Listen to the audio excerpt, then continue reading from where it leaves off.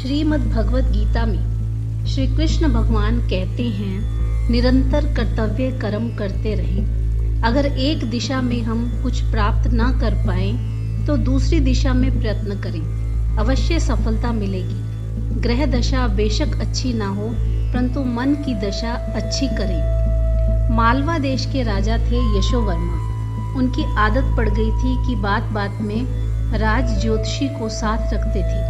राज ज्योतिषी हर समय गणना करते रहते कि यह ग्रह अनुकूल है, कभी कहते शनि की वक्र दृष्टि है। राजा हर समय उसी के ही चक्कर में रहते थे। इधर किसी देश के राजा ने उसे ललकारा। शत्रु सेना बढ़ती हुई मालवा देश की तरफ आ रही थी। राजा ने राज ज्योतिषी को बुलाया। तब ज्योतिषी ने हिसाब किताब देखकर कहा, अभी आपका हमला करना ठीक नहीं। हमला आपके पूर्व दिशा से हुआ है, दिशा शूल भी वही है, उस दिशा में नहीं जा सकते, समस्या आ जाएगी। राजा कहने लगे, पूर्व दिशा में न जाकर पश्चिम दिशा में जाना चाहिए। राजा का मंत्री बार बार कहता रहा, आप ज्योतिषी की बात मत सुनिए, आप प्रभु की तरफ देखिए। राजा सुनने को तैयार ही नहीं थे। ज्योतिषी ने हिसाब किताब पुनः देखा तथा कहा, एक हफ्ते तक हमला करने की स्थिति नहीं है।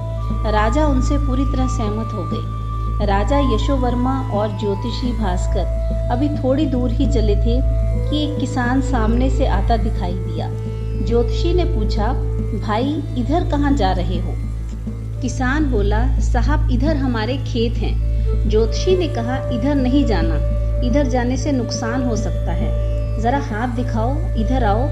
राजा को सामने खड़ा देखकर किसान थोड़ा चुप रहा। हाथ आगे किए, हथेलियां नीचे और पृष्ठभाग ऊपर। ज्योतिषी जैसे ही कुछ कहने लगा, किसान ने मुट्ठी बंद कर ली और कहा, दूसरे के आगे तो हथेली वो फैलाए जिसको मांगने की आदत हो। महाराज, ये मेरे खेत हैं, इधर मैं 30 सालों से रोज जाता हूँ। 20 साल का था जब अपने खेत में स्वतंत्र होकर कमाने लगा था और मैंने यहाँ जाना शुरू किया। तब से लेकर आज तक कितनी बार दिशाशूल आया होगा, पर हमेशा ही मुझे आनंद मिला है, रोटी तो उसी से चली है। ज्योतिषी कहने लगा कि तुझे पता होना चाहिए, क्रूर दृष्टि लेकर कोई ग्रह जब देखता है तो कितना विनाश करके जाता है। किसान हंसा और हंसकर बोला, मालवा देश का वासी हूँ और मेरे देश में भगवान महाकाल का वास है। हर समय महाकाल की जय बोलता हूँ।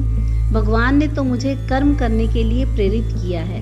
मैं महाकाल की जय बोलकर दुर्भाग्य को सौभाग्य में बदल देता हूँ। किसान की बात सुनकर राजा ने कहा, आज से मैं लकीरों पर नहीं, कर्म पर विश्वास करूँगा।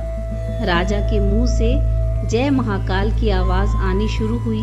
उसी समय राजा ने शत्रुओं पर हमला किया। राजा जीत कर जब वापस आया तो अपने मंत्री भानुमित्र से कहने लगा कि आज पता चला कि हाथों की लकीरें कर्म से बदल जाती हैं। वास्तव में मन की दशा को ठीक कर लें तो सारी दिशाएं ठीक हो जाती हैं। जय श्री कृष्ण।